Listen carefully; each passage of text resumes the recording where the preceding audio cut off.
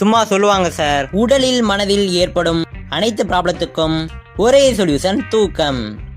ஆனா நமக்கு அந்த தூக்கமே ஒரு ப்ராப்ளமா இருக்கு. அதுக்கு என்னடா சொல்யூஷன்? தூக்கங்கிறது ஒரு தெரப்பி மாதிரி, அது கிடைக்கிறது ஒரு வரம். அது வேணும்னு நம்ம கண்ணை மூடும் பொழுதுதான் எக்ஸாமு இன்டர்வியூலலாம் வேலை செய்யாத நம்ம மூளை ஐன்ஸ்டீன் ரேஞ்சில் வேலை பார்க்கும். அப்போதான் நம்ம ஏன் பிறந்தோம், இந்த உலகத்தோட ஃபர்ஸ்ட் டீச்சர் யாரு, ஃபோன் ஏன் கனவுல வர மாட்டேங்குது, அடுத்தவன் வாழ்க்கையில தங்கியிருக்க வாடகை பணம் தான் நமக்கு சம்பளமா, ஆடு மாடு செத்தா நம்ம வயிறு தான் சுடுகாடா, மூளை சிக்னல் அனுப்பி ஹார்ட் துடிக்குதா, இல்ல ஹார்ட் ரத்த அனுப்புறதுனால மூளை சிக்னல் அனுப்புதா, ஃபோன் கண்டுபிடிக்கிறதுக்கு முன்னாடி எங்க இருக்குன்ற வார்த்தை யூஸ் பண்ணிருப்பாங்களா? கண்ணை மூடுனா கனவுல நீ தானே, யாரு காஞ்சனாவா? இந்த மாதிரி பல தாட்ஸ் ஓடிக்கிட்டே இருக்கும். இத்தனையும் தாண்டி தினைக்கும் நம்ம தூங்கிட்டு இருக்கோம்ல. நம்ம தூங்குறதே பெருசுங்கிறோம், அதை எழுப்பி வேற விடுவாங்க. ஃபோன் அடிச்சு எங்களை எழுப்ப முடியும்னு மட்டும் நினைச்சிடாத, நான் வீழ்வேன் என்று நினைத்தாயோ. நாங்களாம் எப்பவுமே ஃபோனை சைலண்ட்ல தான் போட்டிருப்போம்.